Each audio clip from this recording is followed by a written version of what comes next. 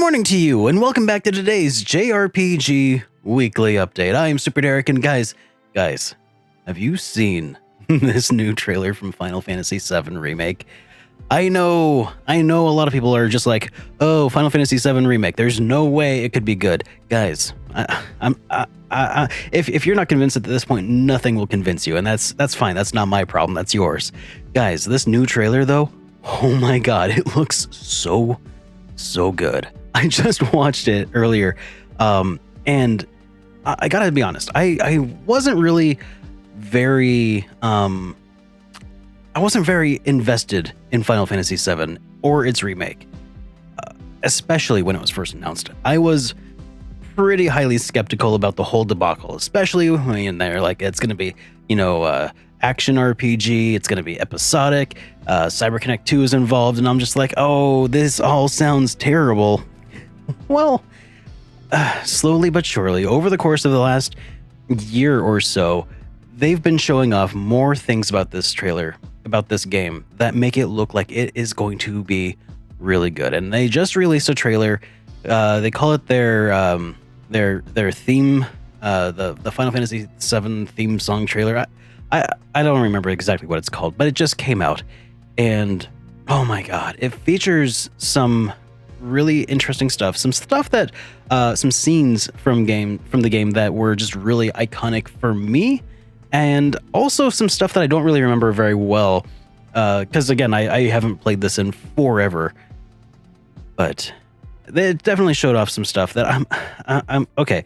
I want to say a few spoilers about it, so if you have not played Final Fantasy VII and we're just waiting for the remake, skip ahead to this time stamp or something, and we'll be done talking about it. But okay, here are the spoilers though.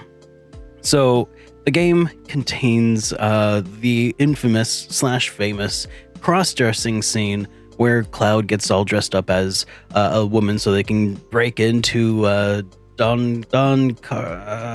can't remember his last name, but to break into the brothel, basically, where he's trying to, get with Tifa and Eris. And anyways, that I think a lot of people were kind of concerned about, like, are they going to do it? Aren't they?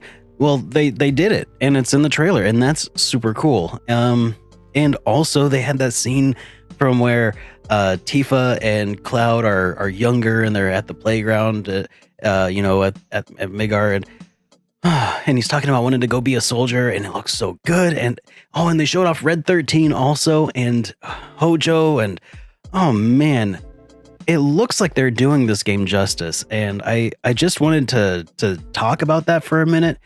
I'm excited. I can't help it, guys. This is not just me like faking it for clicks, because honestly, I'm not gonna get more clicks either way. But it's a thing that I'm pretty interested in. I'm now invested in this remake. I really hope that it comes out and that it's great when it does. And that's going to be just around the corner, I think. I don't even have the release date in front of me, but I'll put up a thing here. I'm excited, and I hope that you guys are too, because this looks like they're maybe going to do it really well. Knock on wood. Okay, spoilers done.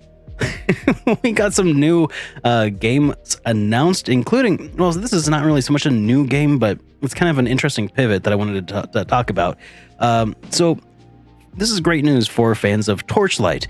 There was a game that they were making called Torchlight Frontiers, and it was going to be it was going to depart from the original method. It was going to be online multiplayer, probably some in-game purchases and stuff. However, after they got a bunch of feedback from their initial testing, they decided to completely rework the game into a offline single purchase game. So single player, it sounds like. So yeah, and they're renaming it to Torchlight 3. And the game is now planned to release initially sometime on PC, sometime in 2020. And then following that, then they're going to release it on consoles like PS4 and Xbox One. I would be really excited if I was a fan of Torchlight. I've not played Torchlight. I maybe need to look into it, but this is great news. I just like it when video game companies take advice or they listen to their fans and do good things. and you know, they listen and then they swerve to avoid the pitfalls. I like that a lot. So kudos to this development team. Now, we did also get a couple of release date updates that I'd like to talk about this morning, including the Outer Worlds for Nintendo Switch. That's the Obsidian Western-style RPG. It's been given a release date finally, so you can expect to see it on the Nintendo Switch on March 6th. This, however, kind of bums me out. The physical release, it's getting a physical release. Basically, you can buy it in the store for $60. It's going to have the case. When you open it up, there's not going to be a cartridge. It's going to be a download code. So, I don't know. You may as well not even bother. at least that's my perspective. For you guys, I mean, that's kind of like the worst of both worlds, right? Because if you have limited space, well, you don't really want to have this box laying around, right? And then you buy the digital copy. But if you want a physical copy, you go to the store and buy the $60 physical copy, and then you just don't even have the cartridge. What is that? Come on, guys. So close, yet so far. Nihon Falcom over in Japan have announced the release dates of the upcoming PS4 releases of Legend of Heroes Zero no Kiseki and Ao no Kiseki. So that's the Legend of Heroes Trails from Zero and Tales of Azure, or however you prefer. Zero no Kiseki is slated for an April 23rd release, according to Falcom, so that's probably pretty reliable. And then Ao no Kiseki is going to be out the end of May on the 28th. Those games were PSP releases that they're being ported over or remastered for PlayStation 4. So I'm pretty sure these are going to be pretty awesome. Just based on some of the screenshots, it looks like it's going to be pretty good. Still no word about a Western release of the Trails games, of these two Trails games, but I remain hopeful because, again, the Trails series has been really killing it over here in the West, and I think that they'd be remiss to miss out on that opportunity. Also, Finnish tactical RPG Iron Dagger got a release date announced for the PC. The game is coming to PC on March 25th for PC, Mac, and Linux via Steam. The game is set up in a steampunk fantasy world with kind of like a background of Finnish folklore, and it features some time manipulation mechanics, such as being able to rewind time and stuff. So that looks pretty interesting. So that's going to be March 25th. In other news, Langrisser 1 and 2 got a demo announced by Nipponichi Software of America. The game is going to be available on the PlayStation 4. The demo will be on PlayStation 4, Nintendo Switch, and PC. And progress from the demos, unfortunately, will not carry over when you do eventually buy the official release. However, you will get some bonus items that carry over. So you can get some nice bonus items for carrying over your save file. The date of that demo has not yet been announced. However, the game, the full release, is scheduled for March 10th in North America, March 13th in Europe, and then March 20th in Australia and New Zealand. Sounds like the demo is supposed to come out before then, so that's kind of our window that we're working with right now. In also other news, the new Kingdom Hearts mobile game that I was talking about last time, that's called Project Xehanort, is going to be getting an official title. Well, it got its official title, and now it's been named Dark Road. So, that's cool. Now, also keep in mind that is not one of the two additional games that we talked about last week that are still being worked on, and one of those is just around the corner, or sooner than you would expect, they said. So, hopefully those will be pretty awesome when we hear more info about those. In SuperDerek news, after nearly 1 year of playing the Jukebox Hero Challenge every other weekend for the last year, we finally managed to beat a game. We had 3 in the rotation, and I finally beat Chrono Trigger. And it's been a super fun way to play and experience these games again. Being able to play a bunch of these classic Super Nintendo games, and then having viewers able to just kind of jump in and change the channel on me while I'm playing and have me have to react to that. It's been a lot of fun.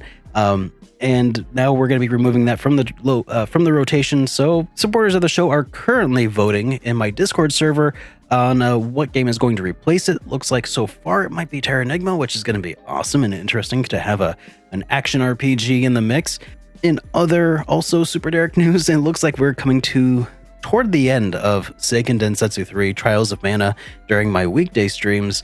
So that's going to be really good to finally knock that one off of my infinitely long backlog at this point. And then, of course, the review will be written, and eventually that will come out as well. Now, that's about it for this week, but we do have still to talk about this week's JRPG Weekly Forecast. So, indie developer SpawnPoint is releasing an indie RPG called Please the Gods, and this is going to be coming to Nintendo Switch today, and it is also available on PC. Developer Bonus XP is releasing their tactical RPG that you might have heard about, The Dark Crystal: The Age of Resistance, and that is coming to PS4, Nintendo Switch, and Xbox One, and PC, basically all the big four, on February 4th, so tomorrow. And then also there's a game coming out called Monster Viator. It is an RPG by Kemco.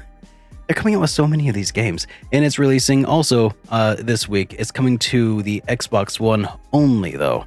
It's not available on anything else. This is an Xbox exclusive JRPG, guys. And that kind of leads into this week's question of the week, because has anybody actually played any of these Kemco RPGs? I really want to know. Are they good? Are they average? I mean, I guess they can't be wonderful since I haven't heard anybody talking about them, but I'm really kind of curious. I haven't seen any real promotions, and nobody's really talking about them, and there's no real details about them going around. And I mean, I know that there's that $40 PlayAsia Kemco RPG Omnibus. That's 4 games for $40 on Switch, and I mean, I'm kind of interested in maybe just picking that up so I can play one and find out, but again, it's $40, so anybody know, are these any good? I don't know. I'm not sure if it's just morbid curiosity at this point, but they've been doing this for so long. It feels like I should at least have some clue of what these are. But anyways, guys, yeah, if anybody's played these, tell me down below in the comments. I want to hear about what these are, and if I should consider that 4-game omnibus. I don't know. How do they keep making these games so quickly, and if nobody's buying them and talking about them? Who is buying these? Okay, sorry. That's not supposed to be a dig at Kemco. You know, the more RPGs, the merrier, but I'm weirded out, man. Anyways, guys, thanks for hanging out with me today. It's been a little bit of a light news week, but we do talk about the JRPG news every Monday. So if you guys like catching up with the JRPG news, make sure you get subscribed, and I'll see you guys next week. And thanks for hanging out, guys. I'm SuperDerek, and this has all been news to me. Have a good day, everyone.